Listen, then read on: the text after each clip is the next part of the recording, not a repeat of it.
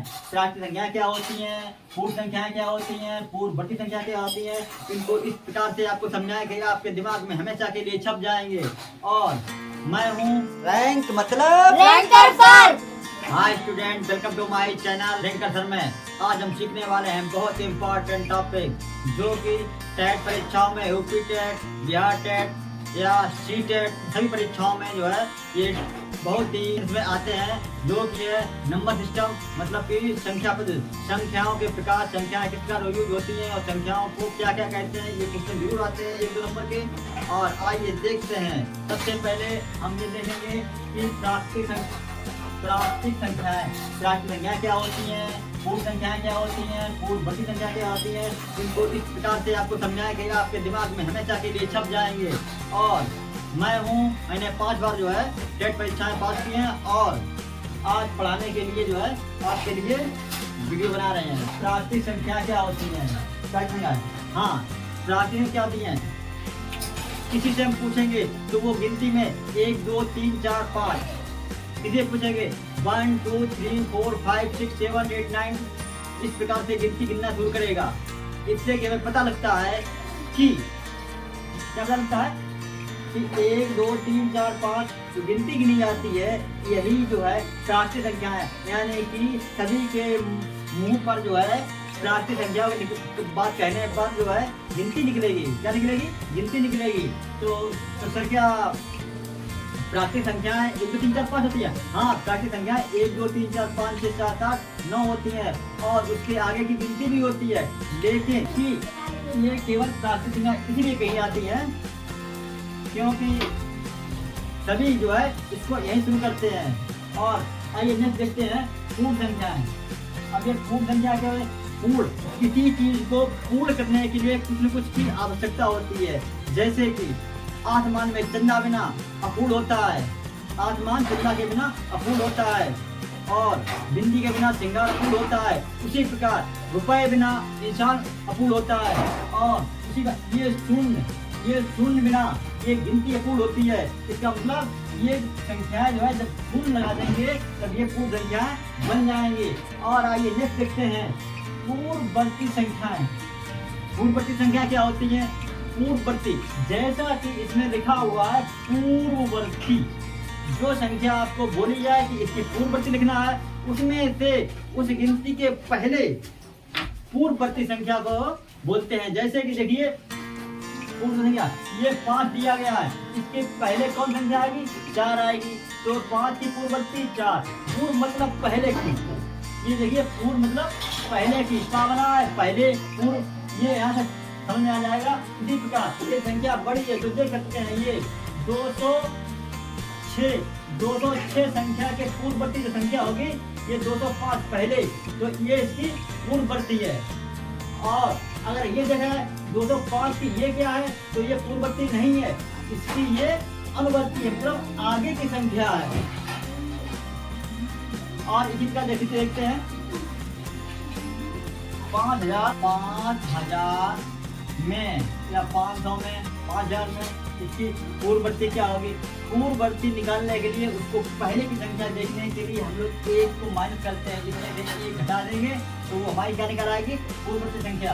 Rank मतलब ranker sir. तो हम जान चुके हैं कि पूर्ववर्ती संख्या क्या है, कि जो संख्या में से 1 घटाने पर पूर्ववर्ती संख्या प्राप्त हो जाती है। इसी प्रकार ये जो है 206 में से 1 घटाने पर 205 प्राप्त हो जाएगी। और आइए नेक्स्ट देखते हैं आगे अनुवर्ती संख्याएं। अनुवर्ती संख्या क्या है? अनुवर्ती संख्याएं, अनु मतलब जो है आगे की, इससे आ से निकल रहा है आगे, अनु का मतलब आगे, वही जो है आगे की संख्या जो होगी वो क्या होगी? अनुवर्ती संख्या। यहाँ पर 5 क्या होगा? 5 के आगे निकला है 6, 5 क्या है? 6। हाँ, ये 5 के आगे 6 होने की वजह से जो है ये अनुवर्ती है।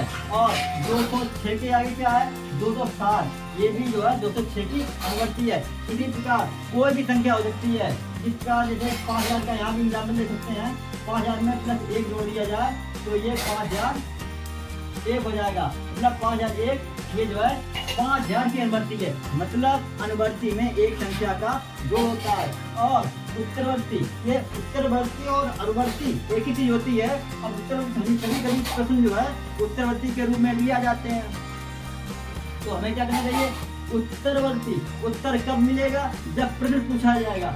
कहने का मतलब ये है कि पहले जब प्रश्न पूछेंगे जब तो उत्तर मिलेगा। इसी प्रकार जो है जब कोई क्वेश्चन पूछा जाएगा उसके आगे की संख्या क्या कहेंगे, उत्तरवर्ती कहेंगे। आगे कहेंगे उत्तरवर्ती। कहने का तात्पर्य ये है कि जो अनुवर्ती है और उत्तरवर्ती है एक ही चीज है, उसके दो नाम हैं। और नेक्स्ट आगे देखते हैं सम और सम संख्याएं। यानी सम संख्याएं क्या होती हैं, सम संख्याएं वे संख्याएं जो 2 से पूर्णतया विभाजित हो जाए। कितनी भी बड़ी संख्या हो लेकिन 2 से पूर्णतया विभाजित हो जाए तो क्या बोली जाएगी, सम संख्या बोली जाएगी। जिसका 2 से ये 2 भी कट जाएगा, 4 भी कट जाएगा, 6, 8, 10 और आगे जितना हो वो सब कट जाएगा। अब यहाँ पर ये हम समझते हैं कि क्या ये थोड़ी संख्या होंगी, नहीं, एक पहचान और है।